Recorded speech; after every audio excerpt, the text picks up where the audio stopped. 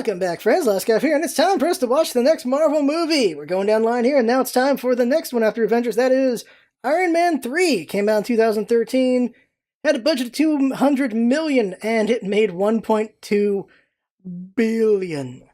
I wonder how much of that is Iron Man 3, how much of that is Avengers, or just all of it's just like in this row, so it's got all the stars aligning, which is why it made so much friggin' money.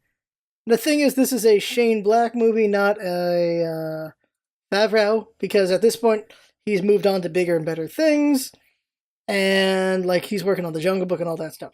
But he still plays Happy, as we know. But, the Shane Black movie, so that's where the Shane Black humor is definitely evident in this movie, I remember that much. Best scene I remember? I don't remember this movie all that much. I remember the big twist, which, we'll talk about that after the movie. But, I don't actually remember much of this movie. I remember spoils at the moment. Yeah. This is the one where it's the American War Machine, which is pretty funny. He's all painted up and everything. Stanley cameo? Cannot remember.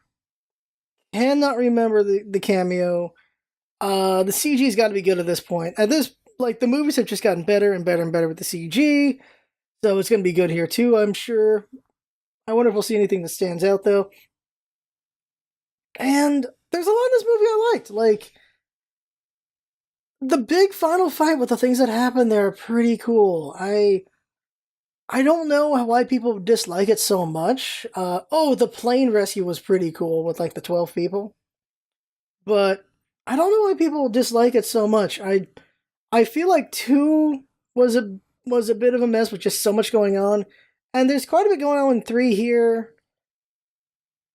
And I don't know, it felt uneven as well. I know 3 felt uneven, but we'll see where 3 stacks up with all the other movies for sure.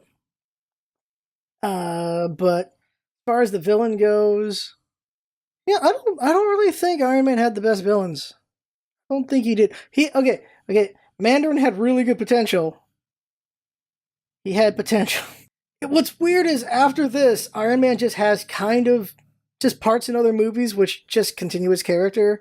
And the same thing for Hulk with Ruffalo, where he's having his movie across other movies. That's what's happened with Iron Man and with Hulk, which is so interesting. And also just, there's a continuity here between movies at this point because he's dealing with his PTSD from Avengers. So that's pretty cool there. And also forgot to say the tagline, which is, jerk pays for things he did in the past while dealing with PTSD from the one non-jerk thing he did in his life, which was nuke a bunch of aliens. They might find him as jerk. That it is worth noting, yeah, that it's more of a Tony Stark movie than an Iron Man movie. It really is, isn't it? Like, there's a lot of Tony Stark. Well, they've always been a good balance of the two, I think. Like, there's a lot of Tony Stark and Iron Man. But in this one, it's a whole lot of Tony Stark. And then you get a little bit of Iron Man. No, yeah, you're right. Now I think about it, you don't actually get that much Iron Man, do you? Like, you get diner, and then losing the suit, and then the air rescue, and then the end. It's mostly him without the suit, isn't he? Shoot. That's an interesting point right there. It is cool to see how he progresses his suits. Like, we get all the way to, like, what, Mark 42 on this one, so. But let's get going with the movie already, so see what everyone thinks after this. So the movie's over. Oh my god. Okay, so Iron Man 3, I liked it then. I think I still like it now. I don't see any problems with it. It's not bad. Not bad at all. First up real quick, the Stanley cameo. It's interesting how the first 2 kind of work and together, and then this newest one's like, oh, he's just a judge at a pageant. Okay. Not really much going on with that one. Attached to that, there was that scene with that guy who's a big fan of Tony Stark. Like, that was kind of interesting. But Jinx feels like this is more of a Tony Stark movie than an Iron Man movie, and I get it. I totally get it.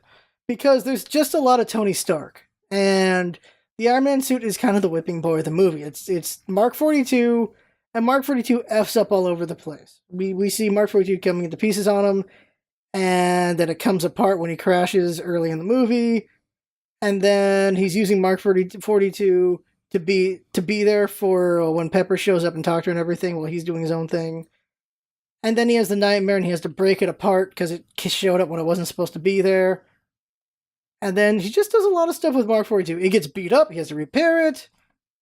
And then he's actually using it, but then when he does that whole plane rescue later on, then it gets destroyed again. And then at the end of the movie, he's summoning it, and it screws up, and it just breaks into pieces. He still uses it to win the fight. Well, no, he doesn't even win the fight with it. It's a pretty cool scene, but in the end, Mark 42 still didn't complete the job. So poor Mark 42, like, it was really a whipping boy in the movie, and also just all the other Iron suits. They all get destroyed at the end. It's like, well, geez. So it's more of a Tony Stark movie than an Iron Man movie, especially because it makes it seem like Tony's done. He's like, well, I'm done here. I'm retired. I don't have the arc reactor anymore. I used all my iron suits. They're all gone. So I'm done. I'm good. I'm going to go build something else, is how he puts it. And then, of course, in the next Avengers, he's back and he has an Iron Man suit again. So I don't know. I don't know. Also, he's got an arc reactor back. I don't remember if he has an arc reactor in Ultron, but he has an arc reactor, or I don't remember if he has one in Civil War either. Did he just put a new one in, or is it just the suit has the thing? But then he puts an arc reactor back in his chest when we get to Infinity War, and they're nanomachines. So, that's interesting. It's also interesting how his story has just gone through the movies. I said this at the start, early before the movie. How his story's just gone through the movies, where we haven't had an Iron Man 4. And that's interesting, how this is supposed to be just the end of his trilogy, and they've been in talks for Iron Man 4 for so long, and I don't know what's going to happen with that at all. But that was a good movie. The villain, I know everyone's really mad about the Mandarin, right? The Mandarin twist. Like, yeah, because I remember everyone's like, what the hell, Ben Kingsley? He's not an Asian. What the hell's that about? And then this is what happens instead, so that's pretty good. And so, yeah, the Mandarin is white because, well, he's not actually the Mandarin. I thought it was an interesting take on just a terrorist villain kind of thing, where he's like, I'm teaching you lessons and stuff like that, and he's got that weird voice and everything. It's an interesting take, and then to find out it's not actually this thing, he's like, okay, so interesting. But what's more interesting is that it's business terrorism, where they're using terrorism to cover up just their research effing up. It's like, so it's just seemingly random, and then they're just quick-witted in why they're doing these things.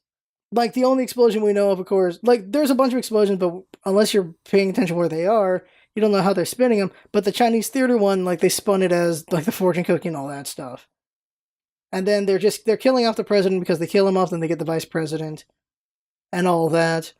And just, I guess with the vice president in hand, they'd have a bunch of funding so that they could, continue the research and finish the research and everything. So this is just basically just business, just taking advantage of everything and putting themselves on top. That's an interesting villainous thing going on there. The villain himself, Guy Pearce is Eldritch Killian. There you go, Eldritch Killian. A weird freaking name, by the way. If anyone's named that, my bad. But yeah, he's the Mandarin. He can breathe fire. Why didn't he breathe fire again later? He's like, I'm the Mandarin. And then, of course, they had to make that short where the actual Mandarin exists and everything. But, I don't know, he's an interesting villain in that he actually is pretty bad. And we actually get a better fight out of him than the other two villains. Because, well, Obadiah is just a bad businessman. And then he gets in over his head because things just went really south for him because he tried to kill the golden goose, which was his mistake. And then you've got guy I don't remember from Russia. Yeah, it's Mickey Rooney, right? Yeah, Mickey Rourke. Mickey Rooney's the racist guy from Breakfast at Tiffany's. Mickey Rourke. You got him, and he does all his villainous stuff, and he's all right. Him and Hammer, they're okay. They weren't very strong villains, and like this isn't the greatest villain, but out of the trilogy, he's probably the best one. Like, fight-wise, ambition-wise, just being evil. Like, he's not bad at all. Like, as far as this goes. He's definitely the best out of those three movies. And, yeah, not a bad villain there. Still, we're not at the best villains yet. Oh, Loki's the best so far, for sure. Okay. Some complaints. the party protocol. Party has protocol. When his place gets destroyed, why didn't he summon the suits then? Like, the helicopters are there, why didn't he just go, okay, Jarvis, call out the suits and destroy the helicopters? I don't know why he didn't use the suits then. Really weird. It would have made sense if the suits were at some sort of warehouse away, but because they're at his house, it makes no dang sense to me. It's really weird. And then at the end of the movie, like, it's my favorite scene is just seeing all these Iron Man suits fighting, because these are all different suits from the comics. These are so many Easter eggs going on here with these Iron Man suits. And they all get destroyed in the end to make Pepper happy. But it's such an empty gesture, because some of these suits were just rescue suits, or these are suits that could have just been useful for people. And also, Tony wasn't going to use these suits. He's just going to use the newest suit. Like, Mark 42 is the only suit he's going to use. He'll call in the other ones and have Jarvis do things with them. So, quite the empty gesture, especially because, Avengers 2, he's going to be back in another suit. So, it's kind of empty. It really is. It does have a curious question of whether or not Pepper Potts still has her healing factor or not. I'm really curious about that. Like, I am curious how many people saw her die and were convinced she was dead. I think I was the first time, but the second time, you see the clues where she gets extremist before she falls into the fire, so you had clues that maybe she wouldn't die to that. But then she shows up and she's really cool for a scene right at the end, because she's the one who kills Killian, so holy crap there. I think that's it. Like, like the plane rescue's cool. There's a bunch of scenes. Like, the plane rescue's cool. The brain pattern cuts CGI is pretty cool. Like, there's just cool things. But overall, I get why people were mad about it, but I also get why people liked it. It wasn't a bad movie at all. So last up, let's look at the rankings here. Avengers, Captain America, Iron Man, Thor, Incredible Hulk, and Iron Man 2. There are people who have Iron Man 2 and Thor 2 under Incredible Hulk, and I wonder if I'll be there. But for my list, I'd say Iron Man is either above or right. Iron Man 3 is either above or below Iron Man 1. I'm going to say, I'll put it below. I'm going to say Iron Man 3 right below Iron Man 1. So it's in the 4th place right now. And where's Jinx putting it? Under Captain America, right over Incredible Hulk and Iron Man 2. So that's where she's putting it.